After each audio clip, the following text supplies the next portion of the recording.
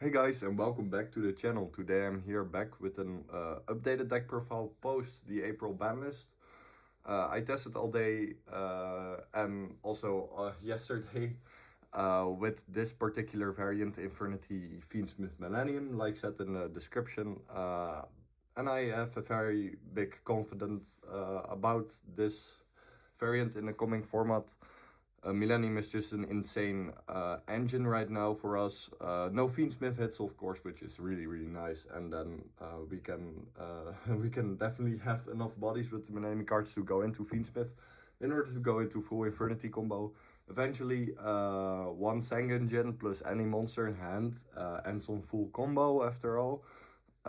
And then you have in the end 3 bodies being Snake Eyes, Doom Dragon, Golem and Sangajin. And then you can make actually with the Sangajin and the Doom Dragon, you can make Zombie Vampire to make for hand trap bait, sorry.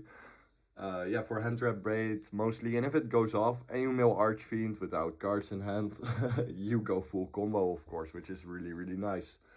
So let's just get into the deck profile. First, shoutouts to the Infernity Discord, of course. Love all my homies there. And of course, shoutouts to all of you. Thank you all so much for the insane support I'm getting. I'm very confident with this list right now. The comic format, really excited about this. Gonna test it also out on locals, of course, but already tested a lot online with it. And I had a very good, I felt really good playing it. Let's just get into the deck profile. For starters, of course, best card in the entire game, the GOAT himself, triple Infernity Archfiend. 3 Archfiend, why 3 Archfiend? Well, if I can run 3 Archfiend, I will. You can definitely cut Archfiend down to 2. But I really like having 3. If you open it, you don't have to go into greedy lines.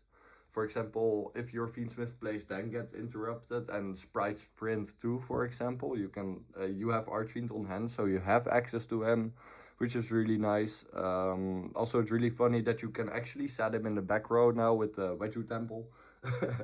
It's really insane. I love opening Archfiend in my hand, so I don't have to go greedy lines. Also, this deck really doesn't have a normal summon, because I wanted to keep it to more to 40 as possible. It's definitely possible to run, for example, something like Tour Guide or Dark Beckoning Beast, the Beckoning Beast package, as normal summon, but I focus now on just having the engines close to 40, and if you have your Infernity names, you can normal summon them out of your hand, of course. Which is really nice, and I didn't miss Tour Guide or a normal summon really in my during my testing at all, which is really nice. So you can use your Infernities as normal summon. That's why I'm playing 3 Archfiend, my boy. Then we're going down the Infernity names. We have of course 1 Patriarch, 1 Necromancer, and 1 Sage. 1 Patriarch, never run more. It will be very stupid if you run more. It's hard once per turn, and opening it, and it's a brick to open, so in most cases, which is most of the times, of course. Necromancer, you really don't need more than 1 Necromancer. More is overextending and will result into brick. Of course, this variant really doesn't use its normal summon. So like I said, we use the normal summon mostly on like opening bricks or just Infernities in general. 1 more Necromancer is fine, but like I said, you only need 1 at all. I myself tested 2 and I find 1 way better because you can brick into multiple or just brick into many monsters, of course. Which isn't an issue with this deck at all, but like double Necromancer is just overextending. You really don't need it. Sage is of course insane. We don't play the cool synchro package because the extra deck is really tight, but if your Fiendsmith lines get interrupted, go into Sprite Sprint, dump Sage, dump Archfiend, still have full combo, which is really nice.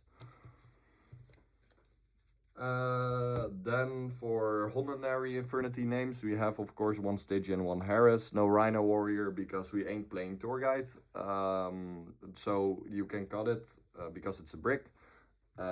Stygian, Harris will always be the biggest brick of the deck, of course, but with Fiendsmith you can dump Harris, of course, to add Archfiend, and then depending, or Stygian, depending on what you have, of course, what you really want to send right now.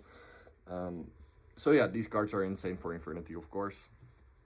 It would be really sick if we ever get support that these get a retrain, but then for Infernity, of course, which would be very sick. Same with Dark Grapher, for example, you know, our early days Infernity staples would be really sick.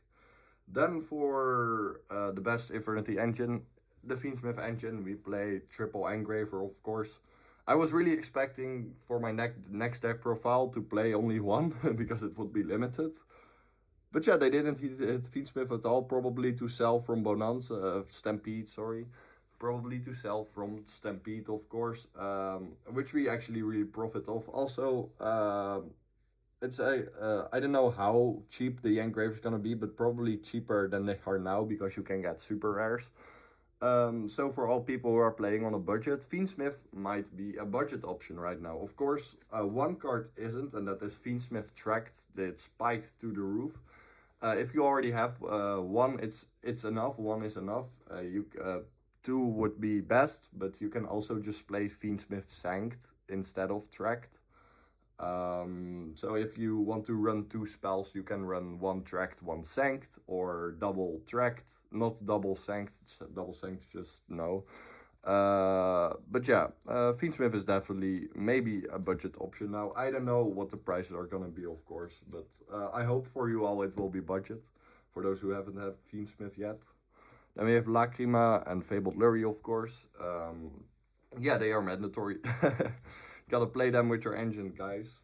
Then, I'm sorry, but my Sang engines aren't here yet, so I only have one Sang engine. I was borrowing them from a friend for Dutch Open and stuff, so...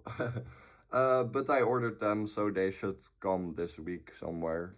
So triple Sang engine is insane. Like I said, this card with any other monster in hand is full combo. Engraver, of course, also being a one card combo, but like, yeah, it's crazy. Sang engine is insane. I love the Millennium engine. I've been using it in Master Duel for such a long time. And then also playing it now in TCG. It feels so good, guys. It really feels good. It's a really insane engine. Then we have triple Golem, because we want to have as fast Millennium engine as possible. Yeah, we want to have it in hand, so because it's so crazy. Of course, if you open multiple, you can set the other one with Wedge Temple in the back row, of course. Sage can discard it, la-di-da-di-da. You have option, you have definitely option. If you open too many, you can definitely get them out of your hand. Yeah, Golem, insane card also. Sang engine being the better one, of course, but Golem is also insane. It searches Temple. Then 15 years, Konami. 15 damn years. We still are at one launcher. Yeah, what the fuck, man. Yeah, where are our at least 2 launchers? Or just at 3 directly? Konami, please. We want more, guys. Give us the launcher. Free the launcher. He did nothing wrong. Then we have Triple Reaper. I'm still testing this, to be fair, but like in the duels I had, I saw a lot of Bestial still, because Baldrake, Sagonir are still at 3 for some reason. So yeah, I'm currently in the build between 1 Reaper or 3 Reaper, but right now, because we play a lot of Infernity names, Reaper is definitely nice to open, as if you get hand trapped a lot, you can sack them with the hard opening Reaper, which is really, really nice. So yeah, I'm currently testing out 3 Reaper and 1 Reaper, to be fair, but I really like 3 Reaper right now, and it gives me a chance to run my the Japanese Starlight and ulti, which is really, really nice. But yeah, Reaper is still debatable, 1 or 3. Of course, the new format just started. If it ever changes, I will do a new deck profile / in the combo guide and the guide through the deck, of course. But yeah, 3 Reaper for right now. Then we have double Fiendsmith tracked. I actually had 3, and when I saw that it spiked through the roof, I directly put it on card market. So anyone looking for another Fiendsmith tracked. But yeah, double Fiendsmith tracked because still insane. And if you open it, it plays less through draw. So if you open this plus engraver, always go for tracked first, because if you get drawed after tracked, you can still do your Fiendsmith plays, of course. Yeah, tracked is an insane card. 3 definitely not needed because you will break into multiples. We rather see anything else. Then we play 1 Foolish, 1 Monster Reborn, of course. Main staples for Infernity always has been. Yeah, crazy cards, love them. Bring them also back to 3, what will never happen, of course.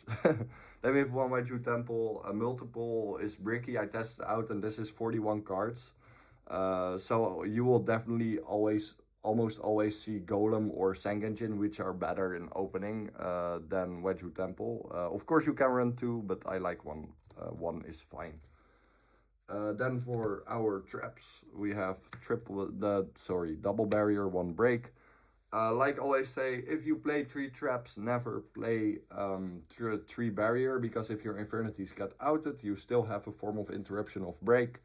And of course you can also just run 2 traps, which is also nice. But I really like the 3rd interruption right now. But we'll see how the format will develop. Then for non-engine, we play triple tactics trust, because we only have 1 talent right now. Really, the talent limit was what had to happen. Talent is an insane card, making going first and going second so crazy. Yeah, so we're playing 3 trust right now in order to exit it easier. And trust is just an insane card, of course, searching almost everything in the deck to go combo, which is really, really nice. Our main staple, if we get hand trap, for example, draw, we can just set imperm with trust, which is nice. And post siding, we have, of course, evenly matched Dark Ruler No More and D barrier, which is really nice. Yeah, trust. You can also play it at 2 and then just go for 40 cards, but I like to play 3 trust right now, you know. Then we play double forbidden droplet. I like double droplet really more right now than 3, because I myself have a lot of experience with opening multiple droplets that are just directly dead cards. Of course, this card fodder with droplet, but any other card is better. And this is, of course, 41 cards. We also side Dark Ruler No More, so 2 is definitely fine and, in my opinion, best. Then we have, of course, 1 Called by the Grave. You gotta respect those hand traps. It's a card. Remember when it was at 3, guys? Down. Then we have triple imperm, of course, a board breaker, and of course the Infernity hand trap itself. I'm also testing with regular hand traps in this variant, but I'm a breaker guy, you know.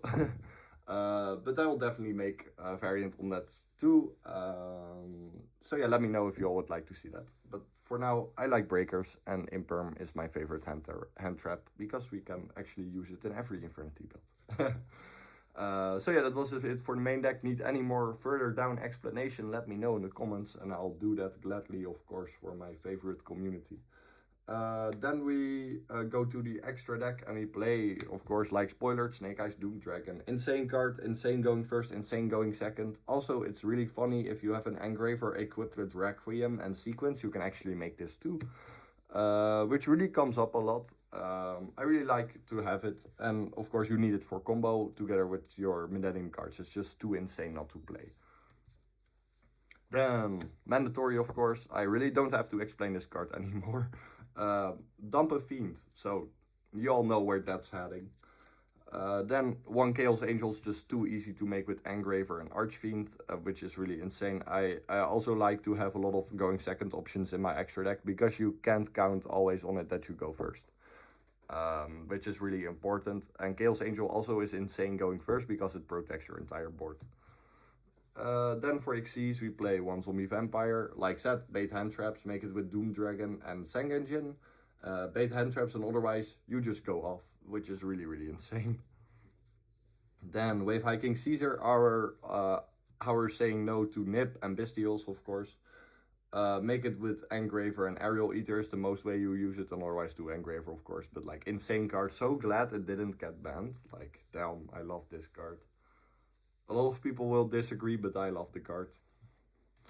Then we have Dugares the Timeless. Yes, as long as you run Patriarch, you run this. Otherwise, it's no, you don't run Patriarch. This is the only reason why you run Patriarch. Every Infernity deck, except for Fiend Link, really needs the Dugares because you really need to extend sometimes. It's just an insane card in general. You know, the battle effect also comes up, which is really funny because people were like, ah, no, you can't OTK. Okay, see me. Dugares effect, doubling attack of Chaos Angel. Dugares, insane card, love the guy. Then actually this is the Nightmare Griffin replacement for now. It can also be IP Masquerena, but I really, like said, going second option, this card is way easier to make.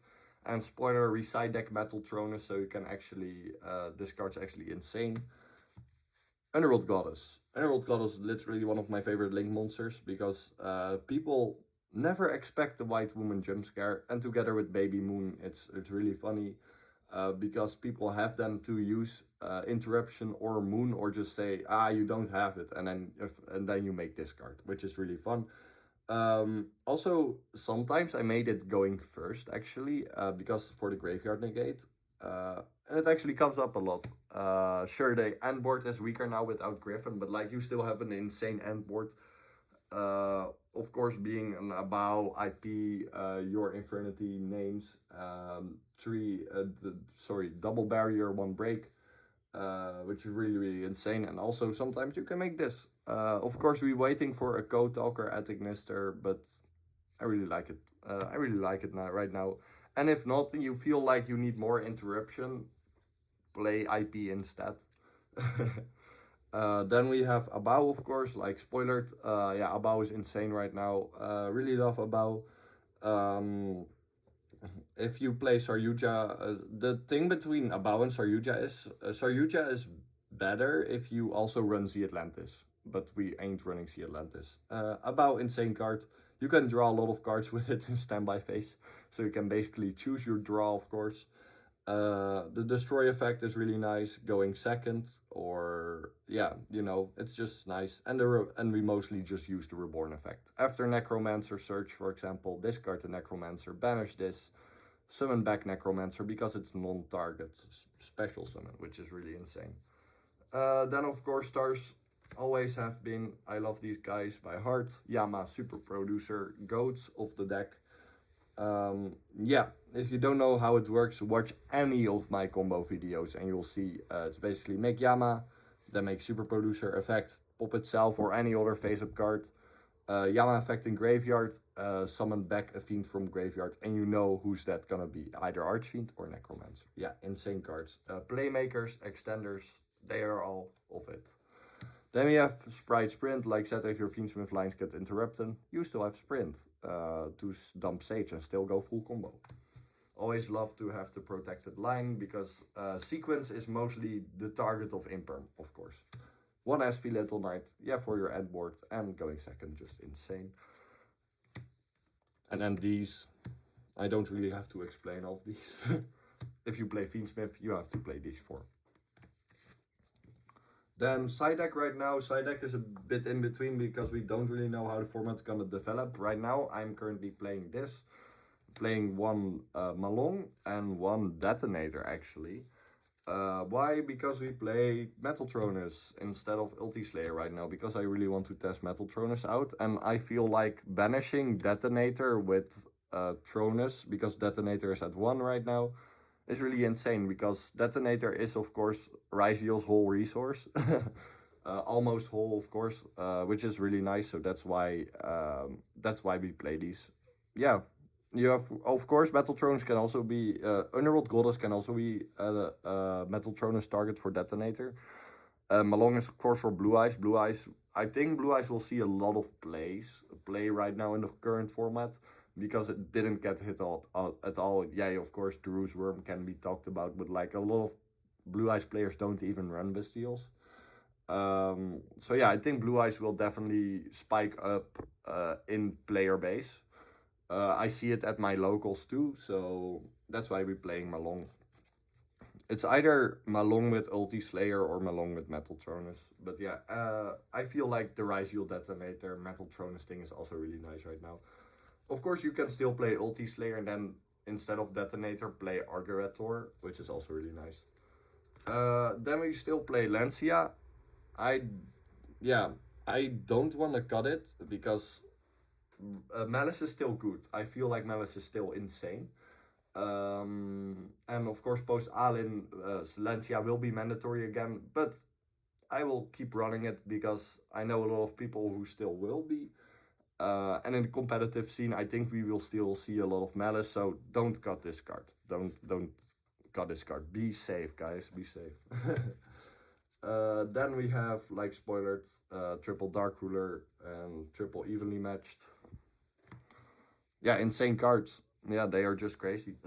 Turn off out the entire board and Evenly almost kills every deck. Not everyone plays around Evenly. Evenly is of course my favorite board breaker of all time because it just kills directly and then going second you can just go full combo. They don't have shit anymore because then you have a full Infernity board. And then we have 1D barrier. Of course still against Ryzeal, also against Blue Eyes really good. Yeah, Call Xyz, Call Synchro, GG next. Also Chimera is also still a big deck. Call Fusion, you know. But yeah, that basically. That was it for the deck profile. I hope I explained well. I'm really looking forward for the coming format. Yeah, I think this coming format is really looking good for Infernity wise, of course. Yeah, we didn't actually get hit. The only hit we got was Nightmare Griffin ban and Talent to 1, but that doesn't matter at all. And Griffin should have been banned a long time ago already. Floodgate extra, generic Floodgate extra decks are just not healthy for the game. Same with Abyss Dweller, glad it's gone too. And Talent also was to be expected because the card is insane, making going second and going first way crazier. But yeah, I'll cook up a lot more variants. Also, if you are in the Infernity Discord, and if you aren't, check the link down in the description and join. Best community, of course. I put in down a lot of sample decklist files for all kinds of variants that you can show and test out yourself. And of course, if you need help in building or playing the specific variant, let me know. Tag me or DM me directly, or ask, of course, in the YouTube comments, and I'll be there ASAP. Yeah, that basically, I'm really looking forward for this coming format. A lot more deck profiles coming, combo guide, test and list. I'll try to finish it before tomorrow. Otherwise, maybe it will become Sunday that we have it. And of course, again, in real life gameplay with all kinds of variants. Let me know which variants you want to see next for deck profile, combo guides, test hands and shit.